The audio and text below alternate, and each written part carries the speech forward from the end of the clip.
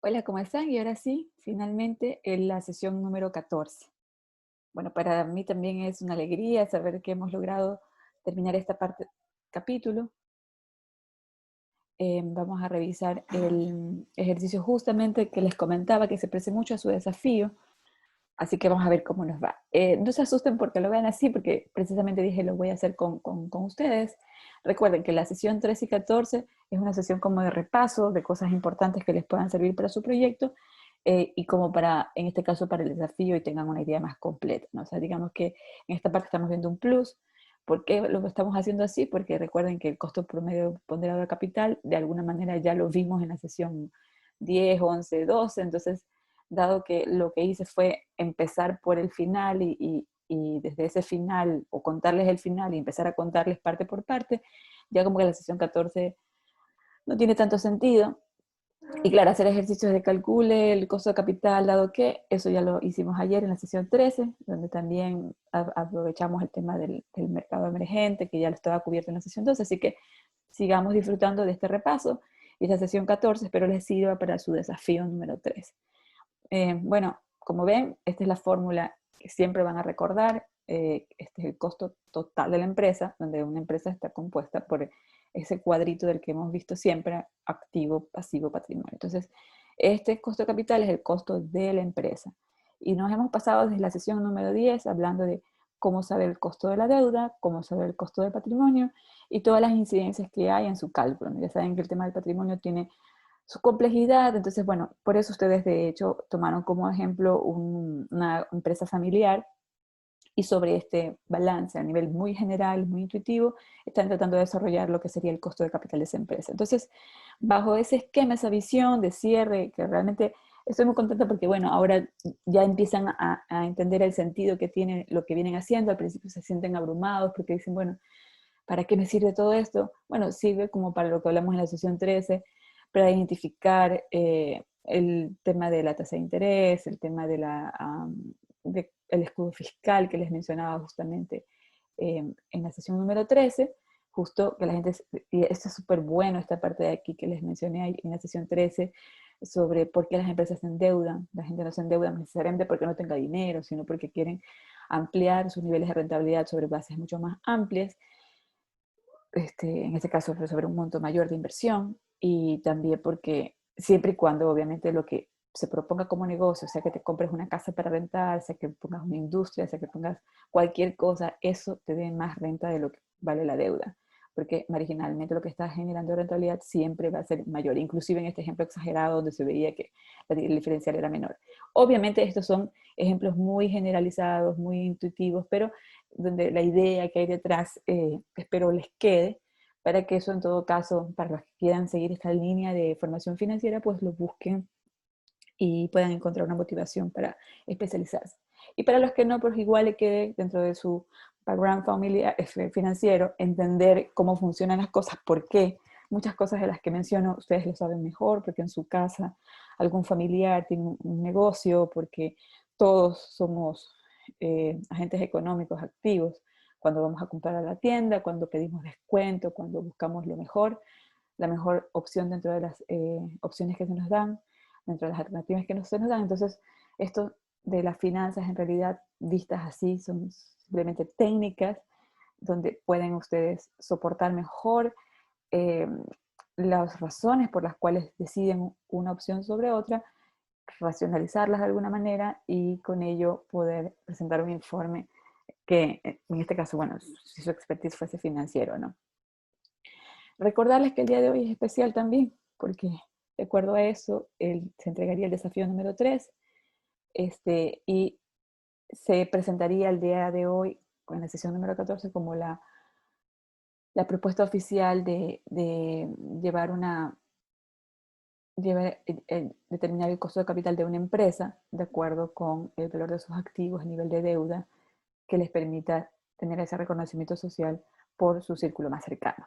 Entonces, ya en la sesión número 15, que ya sería el segundo parcial y que seguramente tendremos el examen la próxima semana les comenté que va a ser diferente, bueno, ustedes tendrán la oportunidad de entregar ese reporte para que forme parte de su evaluación. Entonces, Aquí simplemente les voy a compartir un ejercicio típico donde se hacía el cálculo del flujo de efectivo. Ojo, pueden notar que esta sesión va a parecer un poco densa, un poco perdidos, porque realmente si ustedes no saben hacer estos flujos de caja, sea porque por tema de la malla curricular estoy dándoles a enseñar, recuerden, esto no está en el sílabus, estoy dándoles como un tema extra. Tampoco puedo profundizar más porque tenemos otros temas, simplemente estoy aprovechando mi tiempo para que ustedes hagan el desafío, para que sepan algo más, pero realmente el de sílabus nos dice que ustedes tienen que aprender esto. Pero si no lo aprendieron, está bueno que lo conozcan. Y el tema del payback, que me parece otro tema importante. Entonces, es muy ambicioso de mi parte pretender mostrar los 3 flujos, tampoco dispongo de mucho tiempo, voy a llegar hasta donde pueda, que son las preguntas básicas, ¿no?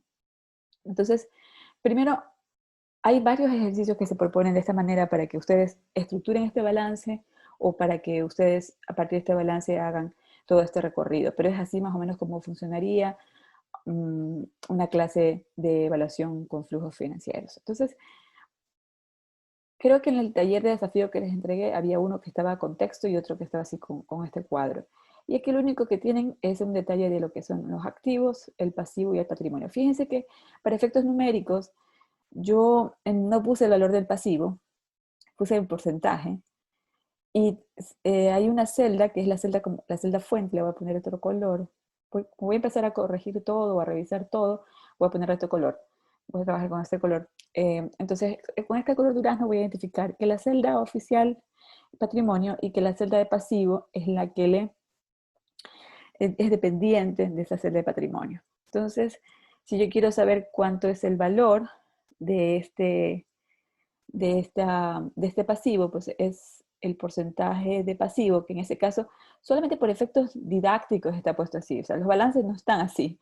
Los balances están como números. Yo los he puesto aquí porque luego para hacer simulaciones y otras cosas más me sirve el tenerlo de esa manera. Entonces, este 1.220.000, que son el total de activos, 915.000, me daría 305.000 como patrimonio. Entonces, esta es una empresa cuya estructura deuda-patrimonio sería 20, deuda-patrimonio, 75 sobre, en este caso, 75%. 75 sobre 25, 3 veces más lo que es su patrimonio. Aquí también, como esto es un ejercicio didáctico, tenemos la cantidad de años que dura la deuda y la tasa de interés de esa deuda, de un bono, una obligación. Y fíjense que en este caso todo el pasivo tiene deuda. El patrimonio, como van a notar, su duración es infinita. Y eso es por el principio de la empresa en marcha. Siempre, inclusive cuando ustedes hicieron en el capítulo de valoración de renta variable, pudieron notar que en efecto las acciones, su tiempo es infinito. Y así que pues, sobre eso no hay mucho que conversar, ¿no? Entonces, en este caso, tengo calculado ya el beta. Fíjense que lo hice de la manera más sencilla. Ustedes, ojo, no les estoy diciendo que hagan la presentación de su trabajo como lo que estoy haciendo aquí. No, no, no, no.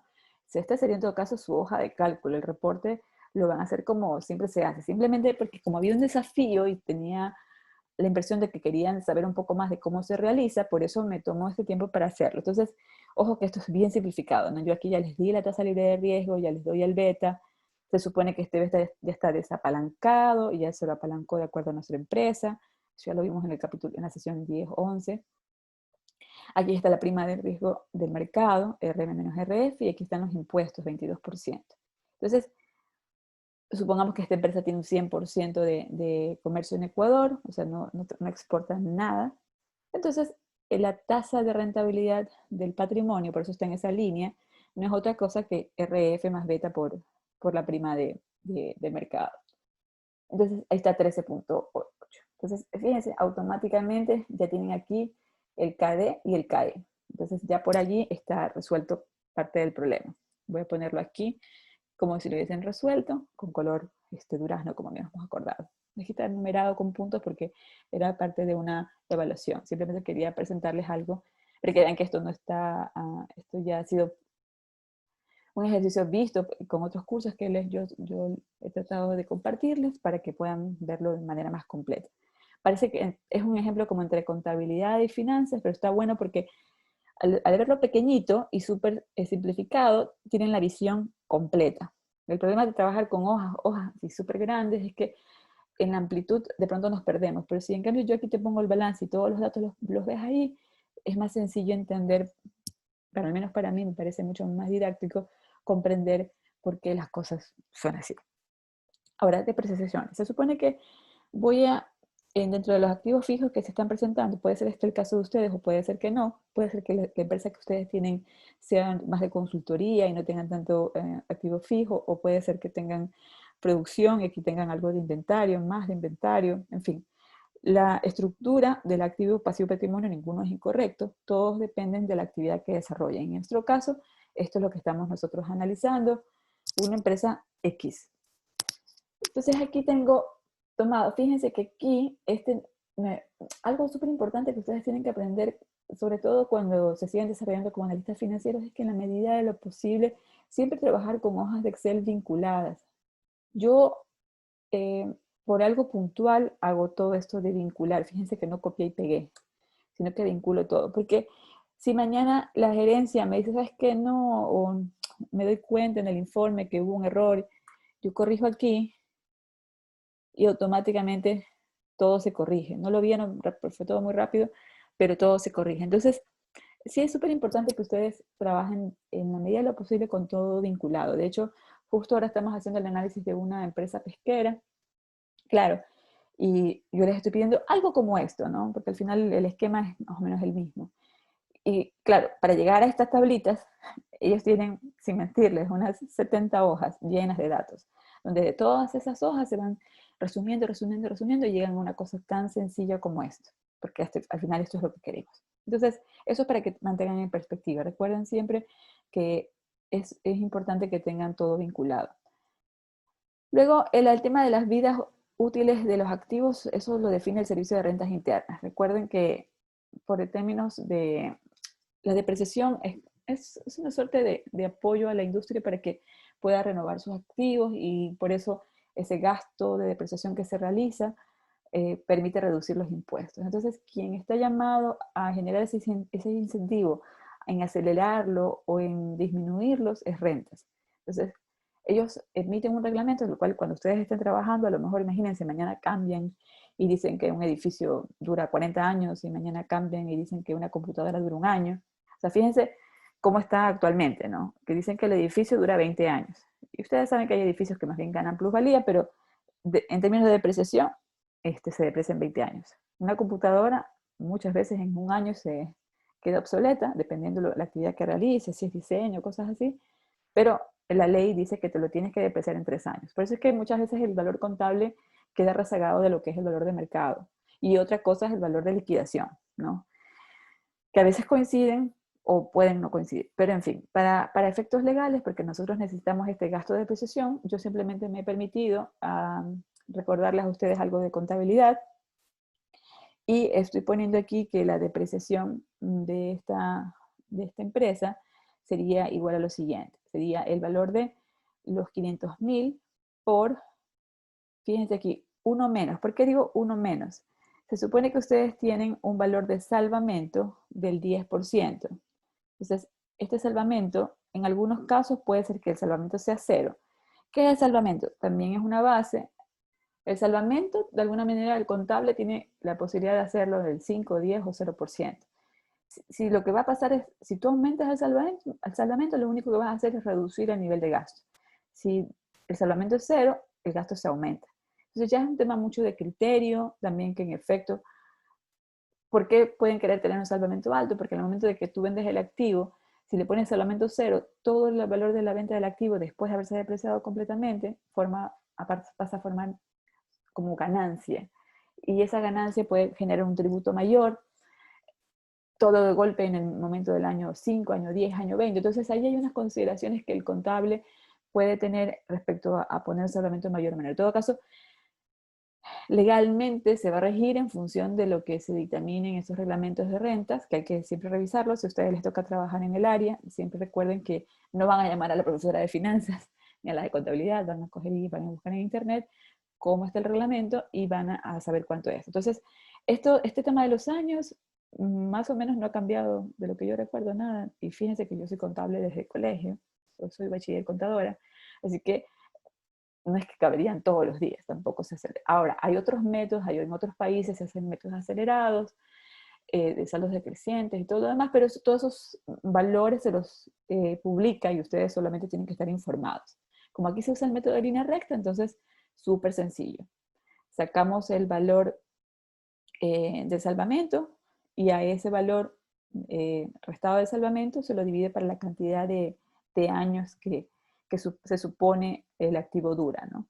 Y entonces la depreciación mensual que tendríamos sería de lo que está allí calculado.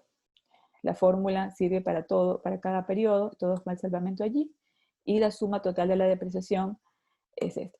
Fíjense que yo no corrí la celda para acá, porque si la corro habría un error, ¿cierto? Estaría asumiendo el último valor, y no, pues es un error. Entonces, el total de la depreciación que tú registras en contabilidad es la suma de varios ítems, en este caso un ítem que dura 20 años, un ítem que dura 3 años. Y aquí simplemente una pregunta que les hago del valor en libros en quinto año, para poder identificar cuánto está valorado contablemente tu activo en el quinto año. O sea, este es al inicio 500.000, pero en el quinto año solamente vale 387.500. Y eso es lo que tenemos aquí sumado. Ahora, también dentro de esto se les da una información adicional que es el gasto diferido, que es una amortización también, de ese activo diferido, que es una amortización que también que vamos a hacer, que va a afectar el flujo de caja por 5 años y obviamente al quinto año ya no vamos a tener nada, ahí no hay salvamento. Esos son temas contables que para los que tienen información en el área pues se les va a hacer muy sencillo. Otro elemento importante dentro de la proyección del flujo de caja es el tema de la deuda y saber cuánto se debe de intereses, cuánto de capital. En este caso, pues fue una tabla bien sencilla. Creo que en los desafíos que les envié, la tabla era con pago uniforme. Si me da un poquito más de tiempo, déjenme ver cómo voy, les hago las 3 tablitas, pero por ahora vamos a suponer esta forma de tabla. Esta forma de tabla lo que dice es que, en efecto, toda nuestra deuda, aquí está nuestra deuda, 915.000, está financiada a una tasa del 8% a 5 años. Entonces, si tú no pagas nada de capital, voy a poner esta celda fija, como tengo una Mac, aquí le pongo con signo dólar, pero si no, usualmente es con el F4, por el 915.000, que es el saldo. El saldo lo dejo variable, porque si yo aquí hiciera una liquidación de capital, automáticamente se me haría mucho menor el interés. Entonces lo que va a pasar es que en los 5 años yo pago lo mismo de intereses, porque esto sería como un bono que en este caso solamente paga cupones y al final los típicos, ¿no?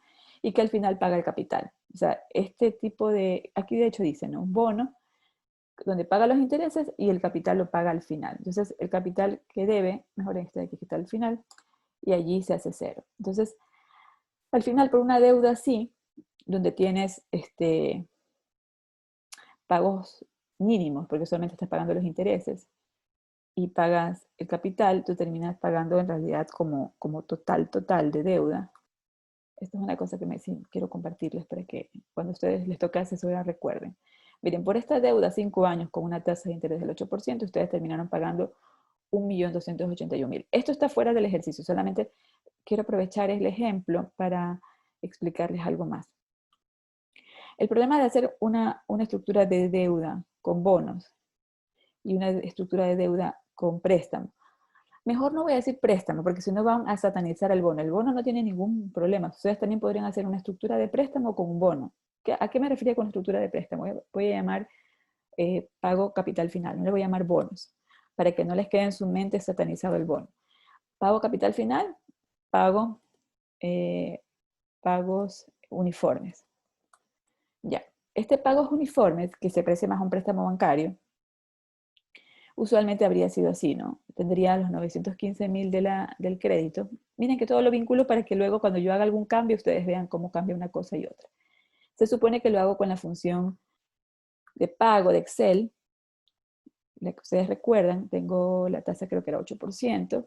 Voy a ponerle el signo de dólar adelante y atrás para que no se mueva, sea la misma siempre, y la divido para Ah, no, es anual, ¿no? Entonces sería G28. Luego tenemos que esto dura 5 años. Lo vamos a poner aquí. Para ser consistente también le voy a poner el signo de dólar, que no se mueva. Y me pide cuál es el valor actual de la deuda. El valor actual de la deuda es este, 915.000.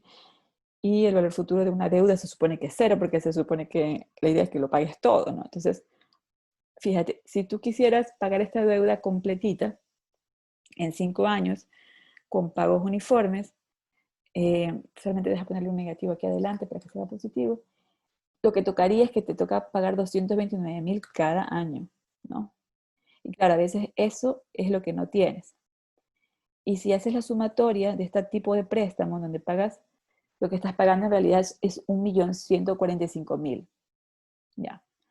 Ahora, ya vamos a ver por qué este crédito te puede convenir más que el otro. Déjame mover esta suma acá para que se vea uniforme. Ya. A ver, aquí hay un pequeñito error.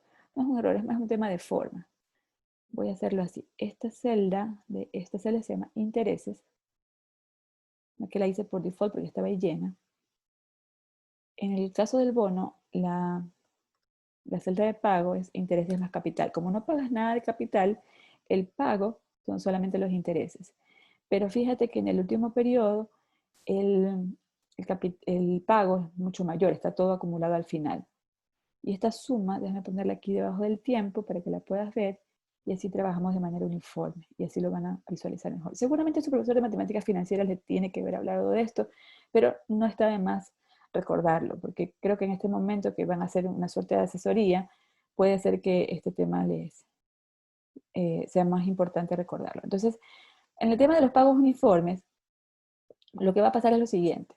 De esa cuota de 229.000 que estás pagando, en realidad hay una parte de interés importante que estás liquidando. Entonces, ese interés es el que voy a tratar de identificar poniéndole la celda fija de interés contra el saldo de deuda de ese momento. Entonces, realmente si te das cuenta, coincide con la tabla anterior, 73.200, igualita. ¿Cuál es la diferencia? Que este tipo de pago, de forma de pago, requiere más dinero, porque en el primer año pagas 229.000 y en este pagas solo 73.200. Entonces puede ser que en finanzas sea más eficiente el pago uniforme, pero y lo vas a ver porque es más eficiente, pero necesitas más liquidez. Y por eso también muchas veces las empresas no solamente tenemos que hablar del monto de la tasa de interés. Fíjense que en la sesión número 13 yo les hablaba de, sí, mira, te conviene mejor esto porque como la tasa del negocio es mayor que la tasa de deuda, entonces te conviene. Esto, una cosa es hablar del número, del porcentaje de tasa de interés si es mayor que el valor de la deuda, o si el ingreso, que en este caso sería el negocio en el cual tú inviertes, es menor que el gasto, perdón, es mayor que el gasto de producción, en este caso, de la persona que te está dando el dinero en calidad de crédito. Ese es un tipo de discusión que es súper válido, pero la decisión no se toma solo así. Piensa en este ejemplo. Yo te estoy dando la misma tasa de interés, sea 19% como el caso de aquí, o sea 8% como el caso de acá. Pero nosotros también debemos tener en perspectiva la forma de pago, porque una forma de pago de 8% y esta otra forma de pago de 8% te generan diferentes costos financieros. Veamos. Aquí voy a hacer la tabla, voy a rellenar la tabla completa hasta el final. Y claro, lo que ustedes pueden visualizar, el saldo, en la parte de los saldos se me va restando el capital, si ven, se va bajando cada vez el capital. Entonces, ¿qué es lo que pueden ver? En efecto, yo a nivel de capital pagué el mismo capital que en la otra tabla. O sea que por ahí no tenemos ninguna diferencia. O sea, este color no me gusta, mejor letras. O sea, noten primero que aquí 915.000 sigue siendo el valor del capital de deuda. O sea, no es que has pagado más capital, el capital sigue siendo el mismo. Pero sí hay una diferencia enorme en la sumatoria de intereses. El hecho de haber, y esto es lo que hacen muchas veces los chulqueros, ¿no? Al chulquero no le interesa jamás que tú le pagues. A ver, perdonen que use la marca, pero bueno, o sea, esperemos que no nos escuchen ya. Pero todas estas empresas que te hacen crédito, tarjetas de crédito, Casa Tosi, de Prati, Bebemundo, no sé cuáles más, que te ofrecen tarjetas, su casa, Eco, Eta Fashion, no estoy segura. Algunos te emiten unas tarjetas para darte, venderte sus productos y también te venden su crédito. O sea, ellos te están vendiendo hacen doble venta, doble colocación. Te venden el producto, en este caso la ropa que te venden, al precio que obviamente les margina una ganancia, y también te venden una tarjeta, un crédito, para que pagues en cuotas chiquititas. Y esas cuotas chiquititas lo único que trabajan es como esta forma de pago. O sea, tú te las pasas pagando el interés, sobre todo hay mucha gente, aunque crean, aunque no me lo crean, doctores, super investigadores, o sea, esto no tiene que ver, de hecho, por eso yo me estoy especializando en el tema de cultura financiera. O sea, una cosa es el conocimiento financiero. Ustedes están recibiendo conocimiento financiero. Yo puedo darles un montón de conocimiento financiero. Bueno, eso sería muy pretencioso de mi parte. Yo puedo contarles un montón de conocimiento financiero, pero el comportamiento financiero y la actitud que ustedes tengan respecto a una oportunidad de inversión o una oportunidad de gasto es muy individual. Es decir, no siempre los individuos somos racionales y por eso hay una serie de teorías que analizan el comportamiento de los individuos. Por eso es que en la bolsa la gente compra a un precio irracional. No solamente está el tema de la asimetría de información, hay un tema de expectativas, hay un tema cultural, hay un tema, en fin, es tan amplio donde las técnicas tienen una limitante, pero ustedes también deben saber que esa técnica se puede pulir en la medida que se conozca un poco más. Y por eso para mí era importante, aunque me tome unos minutos más, perdónenme, pero esto me parece súper importante, si no lo vieron en su materia de matemáticas financieras, es mi deber hacerles ver esto. Entonces pasa que tema como esos créditos que tú recibes, que te dan, donde te dicen, no te preocupes, págame cuando quieras, esa persona no te está haciendo el favor, lo único que te está esclavizando, porque te está en teoría dando la facilidad, pero claro, el interés que tú le pagas, en este caso, si yo soy esa persona generosa que te dice, no te preocupes, págame cuando quieres, en realidad estoy colocando una inversión a una tasa de interés del 8%, donde yo recibo mis intereses seguros, y si eres una persona confiable, pues he hecho la mejor inversión de mi vida, porque te estoy dando dinero, donde parezco muy buena persona, pero realmente estoy generando una renta mucho más alta que lo que un banco me pagaría a mí como mi costo de oportunidad, mi oportunidad de inversión. Entonces, yo no tengo problema en que me pagues, me puedes pagar al final. Ahora, el tema aquí es el riesgo, ¿no? Por eso el tema de la contraparte y demás. Eso es solamente para que lo mantengan en perspectiva. Espero no aburrirlos. Y la otra opción, como les decía, es la del pago uniforme, que es una de las más usadas, sobre todo en préstamos, donde, si te das cuenta, la forma en que pagas intereses va decreciendo con el tiempo. ¿Por qué decrece? Porque como el saldo va decreciendo y los pagos de capital van aumentando. Es decir, el pago que tú le haces al banco siempre es el mismo, 229.000. Siempre pagas 229.000. Pero las composiciones de capital e interés van teniendo una forma, en este caso, un triángulo descendente y este es ascendente. Y si sumamos, obviamente esto es un error, yo no puedo sumar diferentes valores en el tiempo, o sea, estos 229.000 del año 1 no son iguales al del año 5. Pero si hiciéramos esa burda suma, ¿no? De coger y tomar los valores como si fuesen iguales, quiero que noten que una tabla de pago uniforme te genera como monto, como desembolso total, como dinero que salió de tu bolsillo, de 1.145.000 versus que el haber pagado con esas cuotitas chiquititas, no te preocupes de pagarme al final, solamente pagarme los intereses, esto significó por lo menos unos $35.000. Déjenme ver la diferencia. Entonces, ¿cuál es la recomendación? ¿Qué digo? $135.000, o sea, es mucho más.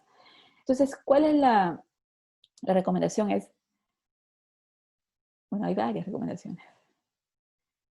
La primera, y la de ayer, la que justo decíamos la sesión 3 es súper importante, el tema es, endeudarse no es malo. Siempre que lo que vayas a hacer con ese dinero sea más rentable, hazlo, porque la base sobre la cual vas a generar renta va a ser mucho más alta, y eso siempre va a ser apreciado. La forma como pagas la deuda, en la medida de lo posible, trata de hacerlo bajo pago uniforme, y si puedes tener dinero aquí y pagar todo, genial, porque saliste del apuro, alguien te prestó el dinero y lo pagas rápido y te vas y ya no tienes esa deuda y no estás enganchado y no pagas casi que nada de intereses. O si no es tu caso y son los típicos las personas que viven, trabajan a consignación, trabajan en el mercado Pedro Pablo Gómez, que reciben toda su mercadería, y no al 8%, sino al 20%, ellos casi que pasan pagando intereses. Y tampoco hace que el negocio sea un poco rentable, porque la otra opción es no tener para poder vender y no generar ni siquiera ese margen de ganancia por encima de esa tasa de interés. Entonces, cuando los negocios se basan en el típico modelo chulquero, donde te cobran intereses altos, lo único que va a pasar es que el producto se encarece. O la persona genera menos renta, pero lo único que está diciendo es que el negocio es rentable. Y eso es nada más. O sea, aquí no hay nada que criticar ni descartar, eso es lo que hay. Y puedes además armar otros tipos de pagos, que no quiero entrar más porque si no se me va toda la hora, pero tú podrías hacer varias estructuras. He visto estructuras donde de pronto estás aquí y en el primer año sales de toda la deuda y aquí cancelas los 915.000, que como me gustaría, así como voy hablando, se vayan cambiando las tablitas y así poder generar más tiempo para trabajar con ustedes, ¿no? Pero existe la otra opción, que yo hago automáticamente todo, y, y aquí, en lugar de esperarme, imagínense, yo consigo aquí un dinero, que es lo que cuando la gente liquida su crédito antes de tiempo, y se olvidaron de la deuda. Entonces, si eso pasa, 915.000 menos 155.000, no, pues no sería eso, sería 759.000. Ustedes consiguen el total del dinero que debían. Entonces, ¿qué va a pasar? Automáticamente ustedes reducen el interés, fíjense. Lo reducen de lo que originalmente era el préstamo bancario, lo reducen. ¿Pero por qué? Porque se consiguieron también 759.000 dólares, o sea que no todo el mundo tiene esa posibilidad. Pero eso es lo ideal.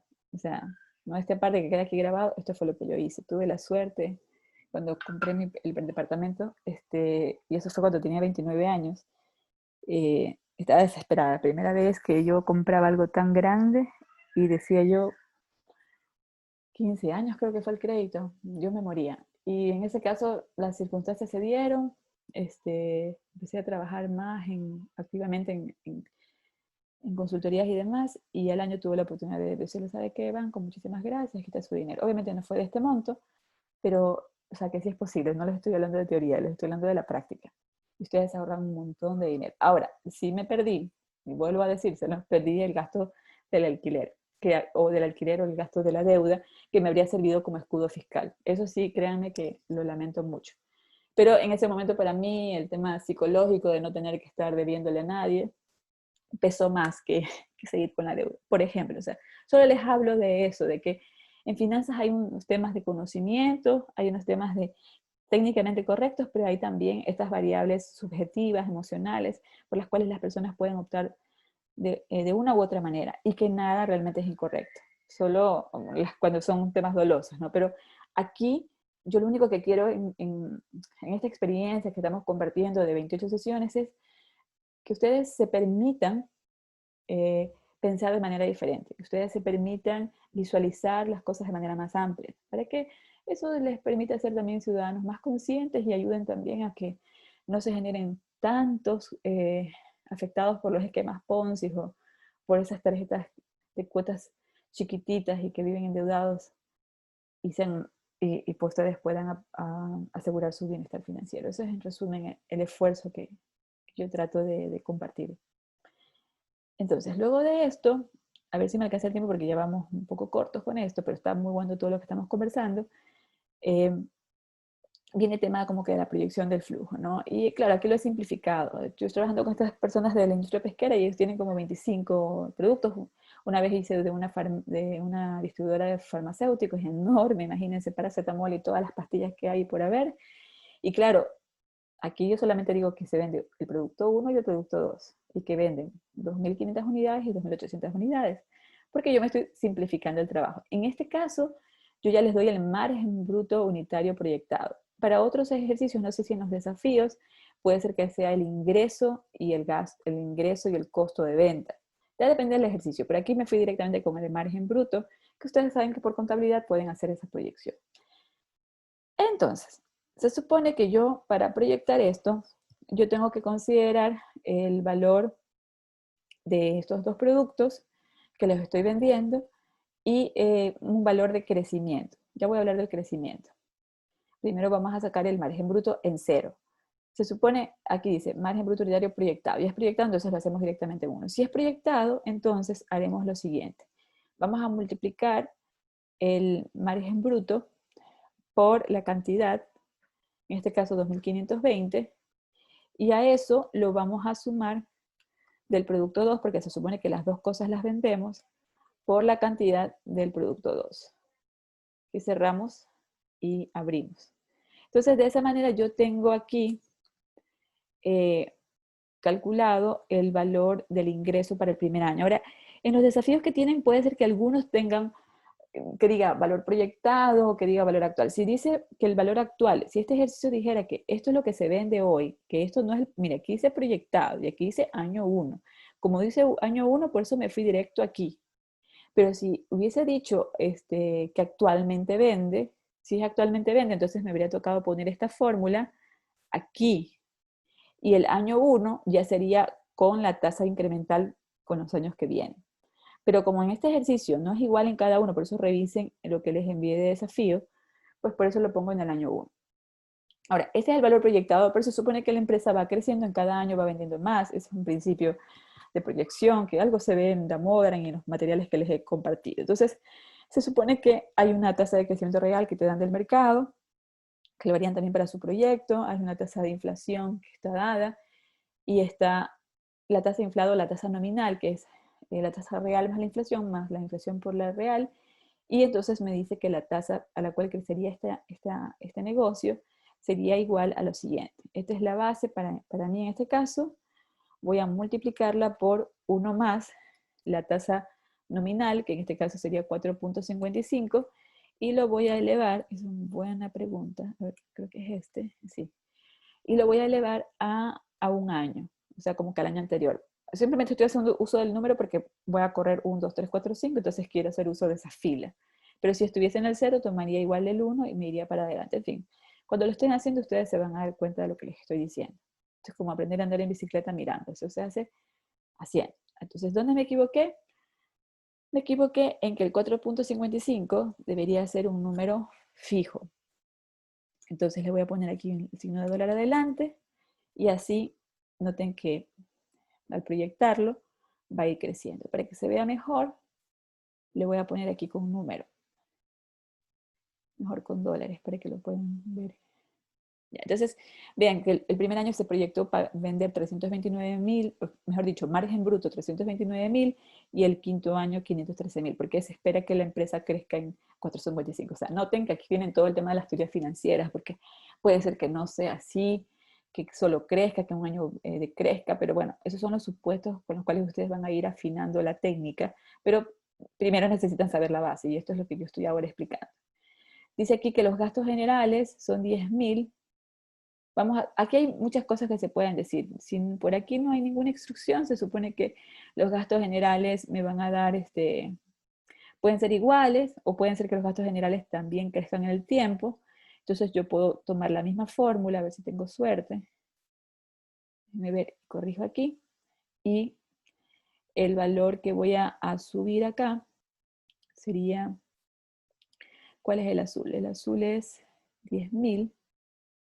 El rojo y este morado, allá, está mal es porque tomo la otra celda. Entonces, pido que se eleve a la 1, y entonces, claro, el próximo año yo voy a gastar más, porque se supone que también los gastos, eso es un supuesto, puede ser que ustedes tengan que ese gasto va a decrecer o va a ser puede ser constante, en fin. En este caso, yo solamente para que vean el sentido de la estructura de este flujo, que no es parte de mi materia, ojo. Y aquí sí viene el tema de la depreciación. Se supone que ustedes tienen una depreciación que va en cada año, que está dada por el valor que calcularon acá. Entonces se supone que cada año ustedes deprecian 112.200. Entonces yo voy a poner aquí el 32 fijo para que se arme el flujo. Si no llego a alcanzar, igual les dejo aquí la pauta. Creo que con eso les ayudo bastante para su desafío. Y aquí está el 112.200. Luego los intereses, como los calculé de la tabla, nuevamente los calculo de aquí. Aquí si me toca sacarlos manual, podría hacer el copiar y pegar, pero recuerden que si mañana el gerente me dice, o la junta directiva me dice, hubo un cambio, hubo un error, la típica, ¿no? Ustedes hacen el reporte, entregan el último día, no durmieron, y le dicen, ah, es que pasó algo. Y entonces, si pasó algo, ¿te toca corregir todo? No. Si haces las celdas vinculadas y mañana te dicen que es de otra manera la tabla, entonces tú corriges y automáticamente toda la hoja se corrige. Por eso es importante hacer el tema de las celdas vinculadas. Y entonces ya empiezo con la típica súper básica, ¿no? Que margen bruto, menos gasto general, menos depreciación, menos interés. O sea, súper conveniente este estado de resultados proyectados. Porque si se dan cuenta, estoy usando justo las cuentas que me interesan para mi flujo de caja. Por eso lo hice así. Entonces resulta que la utilidad antes de intereses e impuestos es esto. Pero es esto porque ya saben, forma parte de las proyecciones que yo misma hice. Cuando ustedes hagan su balance de verdad o su PIG de verdad, pues ustedes van a tener otros números más reales, ¿no? Luego viene el tema impositivo. Dice que tengo un impuesto a pagar. Dice que los impuestos son del 22%. Entonces voy aquí a calcular el impuesto y entonces me tocaría pagar $29,000. Voy por aquí y corrijo hacia la derecha. Entonces tengo que pagar de impuestos, obviamente, más ingresos, más impuestos, menos ingresos, menos impuestos. A ver, voy por impuestos. Ahora, la utilidad después de impuestos se supone que es la resta de la utilidad antes de impuestos menos el impuesto. Y ahí está. O sea, esto sería ya lo que se podría compartir con todos. Y hasta aquí es el típico estado de resultados, que ojo, este no es un estado de resultados, porque este es un estado de resultados proyectado. Entonces, como es proyectado, déjenme primero quitarle los colores, porque creo que esto no ayuda mucho a entender lo que está pasando. Pero lo que quiero que noten es que hasta aquí sería un PIG, sea un PIG normal, un estado de resultados, o sea un PIG proyectado como el que estoy haciendo yo. Y que lo que voy a hacer de aquí en adelante ya pertenece a la sección flujo de caja, que ya es parte de lo que puede ser que sepan o no sepan. Así que continuamos. Se supone que ustedes, en la empresa que ustedes están manejando, ustedes ya tienen esto calculado. Bueno, no el proyectado, sino tienen un PIG. Ustedes pueden hacer la proyección en función de estos criterios, de cuánto va a crecer el mercado y demás. Entonces, ahora es donde empezaría la parte interesante, que es una suerte como de valoración de la empresa, muy general. Se supone que dentro de estos gastos hay un gasto no real, que es el gasto de la depreciación, ¿no? Si ven este valor de 112.200, 112.000, o no, 112.200, no es un valor real, es un valor de depreciación. De hecho, aquí hay un error. En el año 4 ya no está la computadora. Entonces déjenme restarle el valor de la depreciación de la computadora, que es 60.000. Entonces en el año 4 y 5 debería ser solamente 52.200 el valor de la depreciación. Y si hubiese otro activo que perece o termina su fecha de depreciación, pues también deberían quitarlo. Entonces la depreciación en este periodo no solamente que cambia, sino que a nivel de gastos, porque es un flujo de caja, entonces la depreciación no es un gasto real y por eso la volvemos a sumar. Y entonces esta celda la copiamos como una celda que se va a sumar porque no es un gasto real. Y si se dan cuenta, a nivel de deuda solamente utilizamos el interés aquí, pero la parte de capital no la usamos. Entonces voy a usar, bueno, casualmente aquí, como la celda no ha cambiado, el valor de capital es 0 y está tomado, y justo el capital se ve en el último año, el último flujo va a ser súper castigado, va a ser 915.000. Entonces viene, este es el famoso flujo neto de efectivo. Y esto, aquí yo me estoy tomando el trabajo del profesor de análisis financiero, que tengo entendido les da esto. Sería la utilidad después de impuestos más la depreciación y el pago de capital. Es el típico flujo de caja que les enseñan. Y déjenme ponerle otro colorcito aquí para que ustedes recuerden que esto es otra clase, pero que vale saberlo, ¿no? Entonces, a ver, aquí lo vamos a poner con verde. Aquí vamos a hacer una corrección. El pago de capital, la depreciación es un ingreso porque no fue un gasto real, pero el pago de capital no es un ingreso, el pago de capital es un egreso. Entonces le vamos a poner menos, porque ahí sí es un egreso. Entonces, tenemos que justo en el quinto año nos toca pagar toda la deuda y eso va a afectar el valor. Entonces el flujo neto de efectivo, como les decía, es la suma de todo eso, excepto del pago de capital, que ahí se lo pone con negativo. Entonces tendríamos un flujo de 571.000 negativos en ese periodo. Ahora, y aquí viene un poco el problema que se genera con el tipo de tablas que desarrollamos, ¿no? Depende mucho de qué tipo de empresa estemos trabajando. Si se dan cuenta, pero esta empresa en el quinto año es súper castigada porque en el quinto año le toca pagar el valor del crédito completamente. Entonces, por aquí, hablemos de utilidad, ¿no? Aparentemente esta es la utilidad, pero en este año tiene que pagar 915.000, es demasiado, o sea, no debería ser tanto el nivel de pago de capital, está muy, muy cargada. Y eso hace que al final la empresa, vamos a ver cuál es su valor presente. Se supone que la inversión inicial estamos haciéndolo por el método de flujo del accionista. Hay tres métodos: free cash flow, en este caso el capital cash flow o el flujo del accionista. El flujo del accionista es el que ya ve con el valor residual. El valor que realmente invirtieron los dueños de la empresa es de 305.000. Entonces aquí pongo 305.000 como inversión inicial y se supone, señores, que el valor de salvamento, usualmente hay dos métodos. Si es el método perpetuo, o sea, yo puedo suponer, por ejemplo, que esta es me voy a inventar, una discoteca.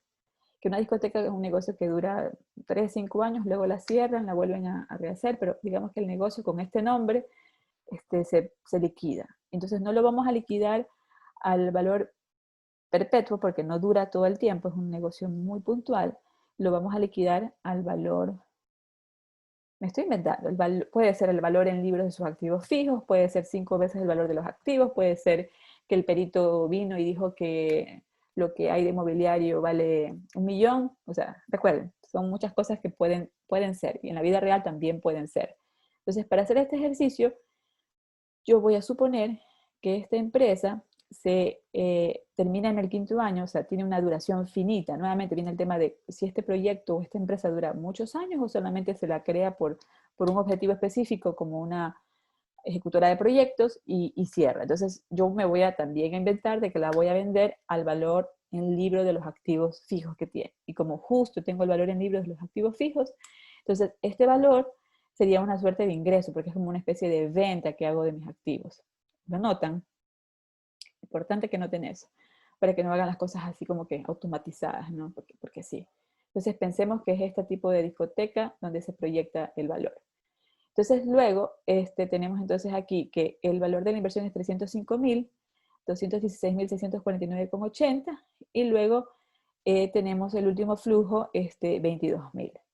Y aquí sí hacemos la típica, ¿no? Sacamos la TIR de una inversión de 305.000 negativos y luego, denme un minuto que necesito pausar esta grabación. Entonces, bueno, retomamos, a ver si sale bien este video. Entonces les decía que al final, si se dan cuenta, llegamos al típico ejercicio que ustedes ya conocen, que tiene que ver con una inversión de 305.000, tranquilamente podría ser un proyecto de corto plazo, donde se liquida el valor de la empresa a un valor específico. Ya les decía, hay varias formas, puede ser el valor van a un perito y venden todos los muebles, el edificio, terreno, liquidan, venden.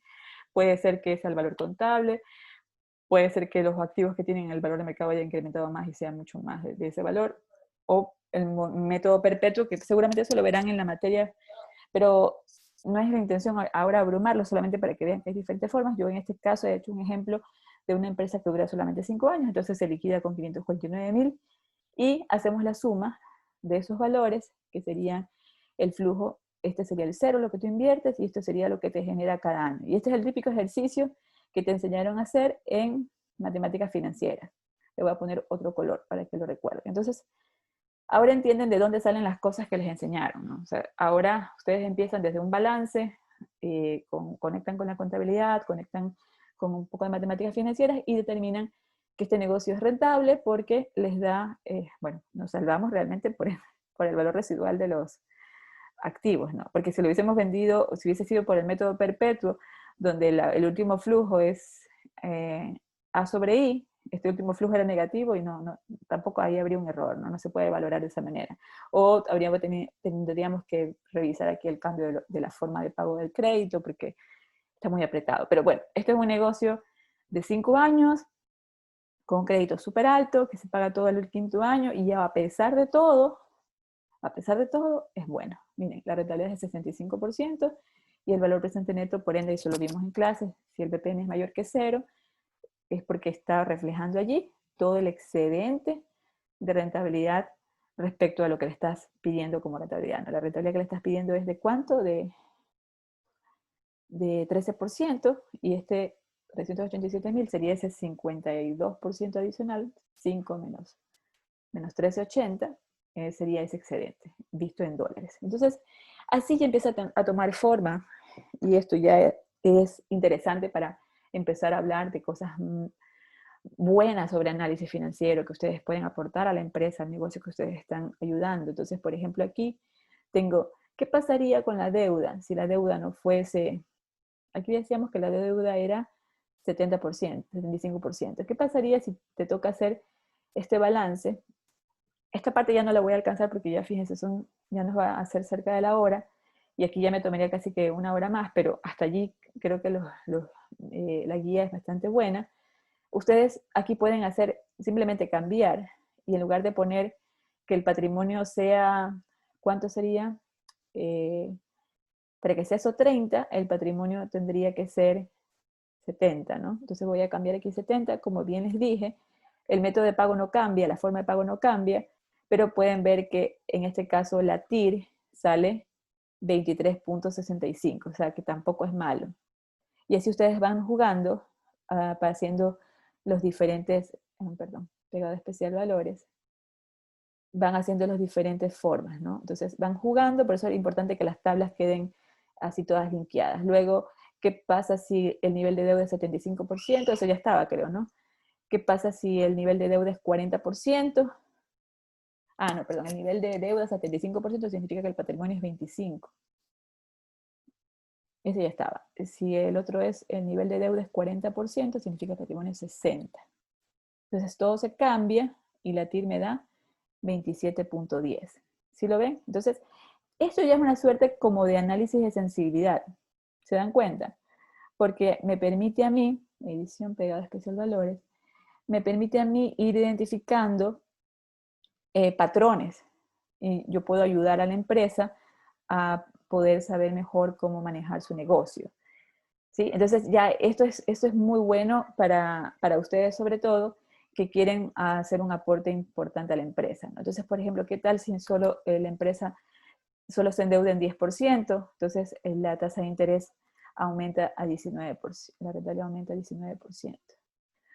Ahora, ¿por qué hay ese cambio? Si se dan cuenta, hay un cambio en la inversión inicial y hay un cambio sobre todo en la forma como se proyecta el valor, ¿no? Porque aquí la inversión inicial es de 1.098.000, o sea, ya todo sería propio, y el valor de la deuda, que es el gasto financiero que genera, ese efecto se va reduciendo. Veamos el original cómo era. El original creo que aquí era 25%, ¿no?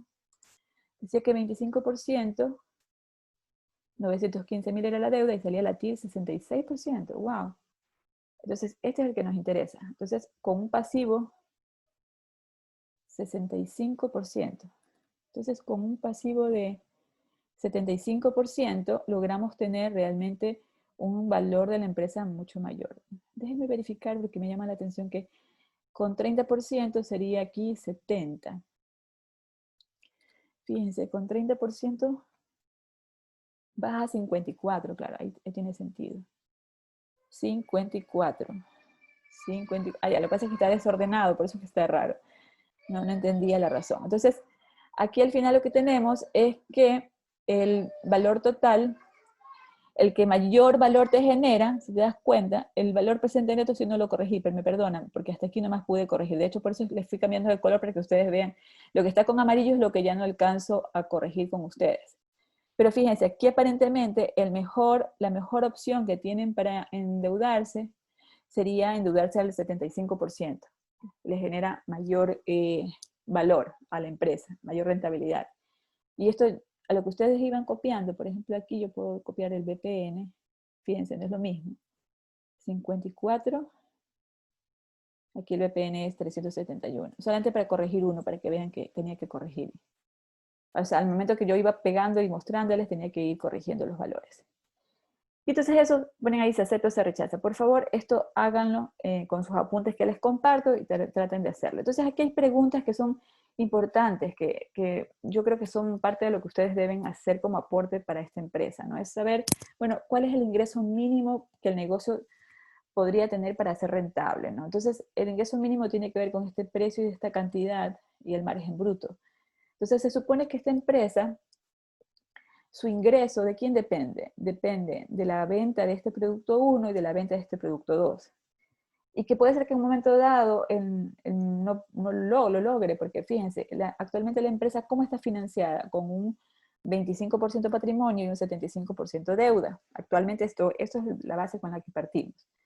Pero ¿qué es lo que pasa con esto? Que cuando nosotros queremos saber, y esto mucho sirve para el tema de marketing, el tema de la proyección, de bueno, hasta cuánto podemos reducir el precio, o piensan en los esquemas de pago de las comisiones a los vendedores, ¿no?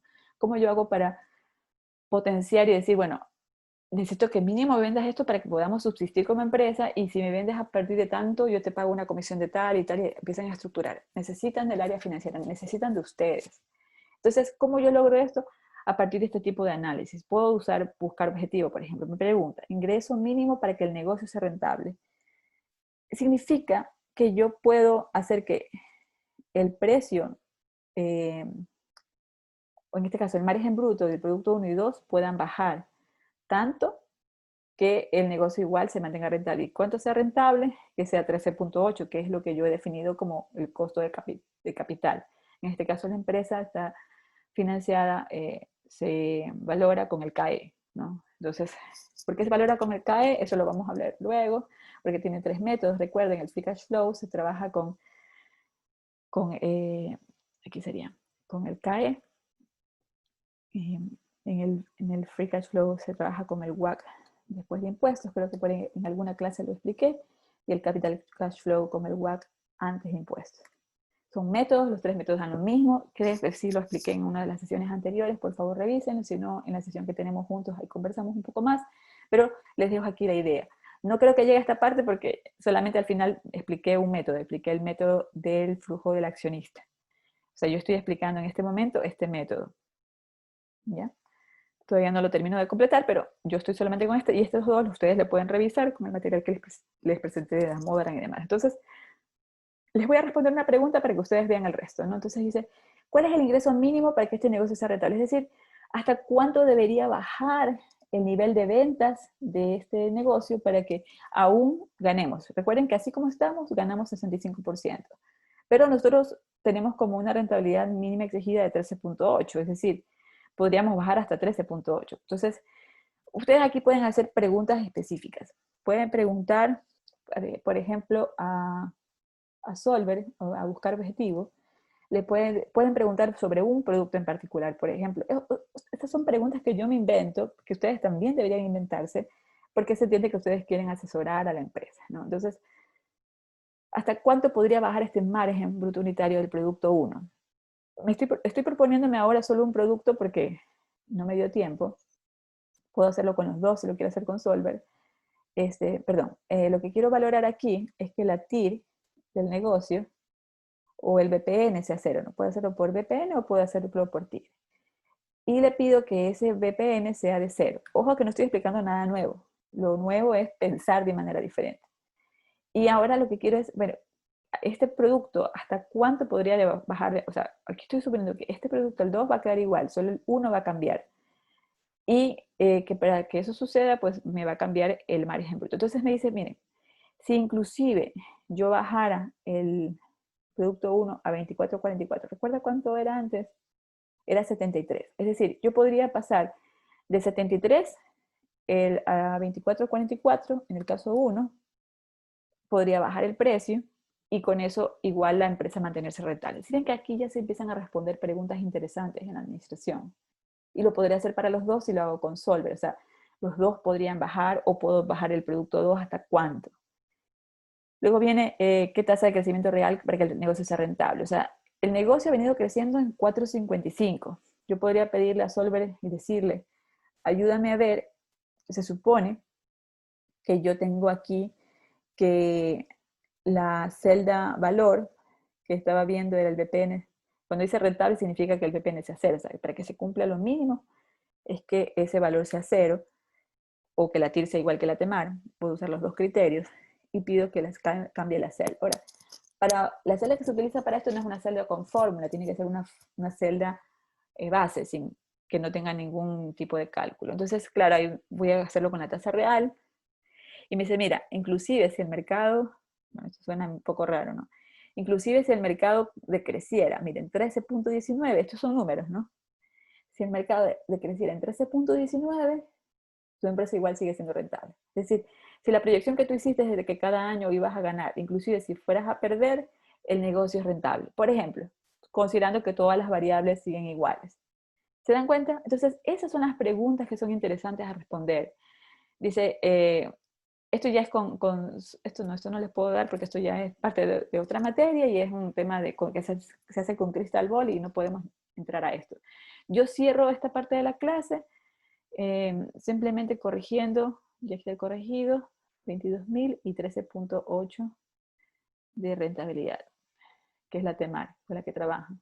13,8, perfecto. Entonces, les dejo de tarea que ustedes hagan este Free Cash Flow y este Capital Cash Flow, o si en la clase sincrónica lo podemos revisar también, para que vean los diferenciales y con eso completamos. Y termino con el payback. Miren, ya se me pasó la hora. Entonces, se supone que son máximo entre 40 y 50 minutos, pero bueno, no importa. Entonces el payback es súper sencillo, es una cosa sencilla, lo único que tratan de verificar es cuánto es el valor presente neto de cada flujo, ¿no? Entonces se supone que el flujo original, vamos a trabajar con el flujo del accionista, con el que estábamos trabajando, tenemos aquí los valores del flujo para cada año, si lo ven, 4, 5, a 5 años, ¿no? Entonces simplemente aquí están copiados los mismos valores, están copiados los mismos valores de ahí arriba. Déjenme ponerle con durazno para que sepan que esto ya fue hecho. Y lo único que estoy haciendo aquí, si se dan cuenta, por el payback regular, que esto es incorrecto. Yo no puedo sumar valores del futuro con valores del presente. Pero lo que hace el payback es identificar en qué punto del tiempo tú recuperaste la inversión. Entonces, si tú invertiste 305.000 y en el año 1 recuperas 216.000, te quedan todavía 88.000 por recuperar. En el año 2 recibes 227.000, entonces aquí, en estos dos puntos, tiene que estar tu payback, tu periodo de recuperación. Entonces lo que haces aquí es un modelo lineal, identificas cuánto es la diferencia que hay entre esos dos valores. Por ejemplo, aquí tenemos 88.000, que es un punto, y el otro punto extremo, que es el que está ahí, ¿no? Y lo divides, en este caso, mejor lo hago aquí porque estaba mal hecho. Entonces se supone que yo tengo un punto que es un año, ¿no es cierto? Y tengo el otro punto que es el año 2. Y yo quiero saber en qué momento del tiempo esto se convirtió en 0. Entonces divido para 12 y determino que el incremento es de 4.273. Perdón, tengo que sumarlos, porque para pasar de un lado al otro tienen que haberse sumado 88.000 y tienen que haberse llegado hasta 179.000. Entonces, pese a que sean signos negativos, yo los resto. Entonces, se supone entonces que cada mes debieron haber crecido en 18.000 algo. Y ese 18.000 algo, para poder llegar a 0, lo único que yo hago es dividir los 86.000 negativos, los divido para 18.000 y entonces me da un valor de 4,65. Entonces, para este caso, yo tendría que son 4, parece que estaba hecho con otra forma de cálculo. Entonces, estamos aquí en un año, le tomó en un año, todavía no estaba el valor completo, hasta el año 2, entonces como estamos viendo de qué mes, entonces sería un año, 4 meses, y un año 4,65 meses. Un año, 465 meses, serían 13 meses. Ajá. Un año, 4,65 meses. 12 más 4, 16. Aquí me bloqueé, perdónenme. 16,65 meses. Ahí. Y perdonen que ya tengo presión, que me están llamando y Por esa razón ya estoy un poquito desconcentrada. A ver, veamos. Entonces, aquí tendríamos que el payback sería en un año, porque ya en un año se recupera, en el año 2 se recupera, pero lo que no sé es en qué parte del año 2, entre el año 1 y el año 2. Entonces, lo que hago es que sumo los dos extremos, porque pasó de 88.000 negativo a 139.000 positivo, entonces yo lo que hago es sumar esos dos valores, porque por eso los resto, y saber cuánto es el incremental por mes. Es una cosa súper, súper intuitiva, nada extraordinario. Entonces significa que me he tomado 12 meses del primer año más 4 meses, 4.65 meses del segundo año. Entonces serían 16.65 meses. El descontado, el payback descontado, a mí sí ese me parece mucho más lógico, porque aquí sí considera el valor del flujo, pero también considera el tiempo, que es súper importante. No puede pensar que el tiempo, que el valor del dinero en el tiempo es el mismo, ¿no? Entonces, lo trabajamos con la tasa misma del CAE, con la tasa equivalente, y hacemos el mismo ejercicio, solo que los valores con los cuales ahora trabajamos son valores descontados, perdón aquí. Entonces, como estamos trabajando con valores descontados, a 13.8, aquí me da 190.000, y este es el año quinto.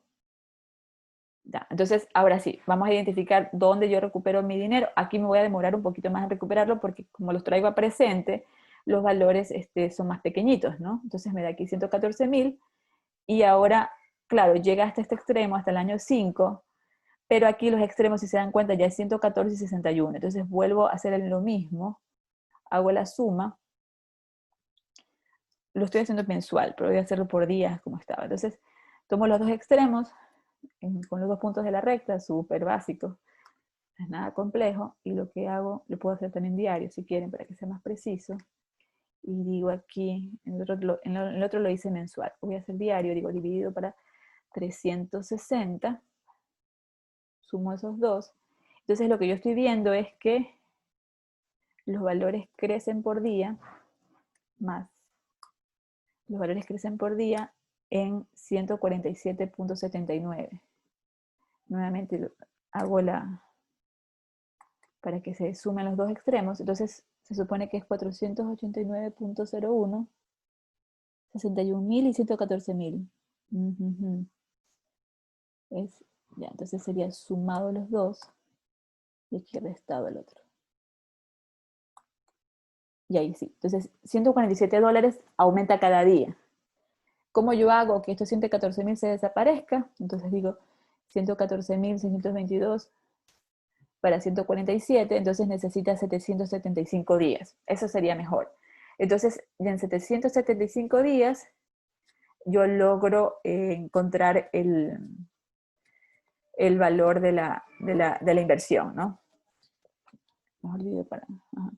Entonces, bueno, por ahí los dejo. Perdónenme que ya tengo ahorita presión, necesito terminar este video. Y en ese caso, en la clase que viene, ya en la presencial, lo puedo corregir un poco mejor. Este es lo del payback, o sea, la única diferencia es que el payback regular tiene los números así como les decía.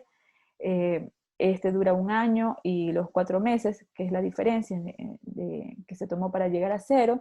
En este se supone que igual dura un año, pero aquí, déjenme ver, no sé si cometí el error porque lo dividí para 360, aquí, creo que aquí cometí el error para 12, sí, y este sería 4.433, y entonces aquí, miento, no, 114.000 para 4.000, no puede ser 325 años, no, déjenme verificar aquí qué estoy haciendo, ya, aquí está el error, este ya está negativo y este está positivo y ahí lo resto, ay sí, ay perdón, ya estaba así, perdón, estaba ofuscada. Entonces al final tenía 7.81. Entonces este de aquí, el anterior les dije que duraba ¿cuánto? Duraba 16.65 meses, entonces este duraría 12 meses más 7, sería 19.81 meses. Entonces, ¿cuál es la diferencia? Si pueden notar, es que en el payback descontado va a ser como que un poquito más lento, aparentemente más lento, pero es porque está considerando como que los valores reales, porque no puedes tomar un valor, sumar un año 5 con un año 1, entonces realmente ustedes siempre deben aplicar el payback descontado. Entonces traer a presente los flujos y luego saber en qué punto del tiempo ustedes se demoran en recuperar la inversión. Sería algo así como, no sé si recuerdan algo de la duración, ¿no? Como en qué momento esto se hace cero, en qué momento yo realmente voy a tener toda la parte de la inversión reconocida. O sea, aquí no estamos hablando de si es rentable o no es rentable, aquí estamos viendo es en qué año, más o menos en qué año, lo que yo desembolsé lo recupero contra los flujos que me van ofreciendo en cada periodo. Entonces, yo pongo aquí que son meses porque, claro, está en meses, ¿no? Yo sería un año 4 meses y aquí sería un año 7 meses. Listo, eso es todo. El flujo del free cash flow y el capital cash flow los dejo como desafío pequeñito para ustedes. Déjenme borrar esta parte aquí para que no los confunda. Lo hice así porque lo hice bajo este método, porque hice algunas correcciones y en fin, así salió el ejercicio. Entonces yo esperaría que con este desafío ustedes queden mucho más orientados respecto a lo que tienen que hacer de desafío número 3. En todo caso, si tienen alguna duda adicional, por favor no duden en comentármela. Si ustedes ven que en la parte de los desafíos hacen falta datos como impuestos, saben, los impuestos son los que están por ley, revisen en el Servicio de Rentas Internas cuánto una empresa tiene de impuestos. Si me preguntan sobre, algo más me preguntaron, tasa libre de riesgo, creo que era, los impuestos lo recuerdo claramente. En todo caso, por chat podemos resolver cualquier pregunta puntual que me digan, es que en la tabla del desafío no vi que faltaba ese dato, o el tema del ingreso, o demás, o si la tasa real no estaba, ustedes tienen que buscar en el mercado. En todo caso, espero que esto les sirva. Muchísimas gracias por su comprensión y atención. Buenas tardes.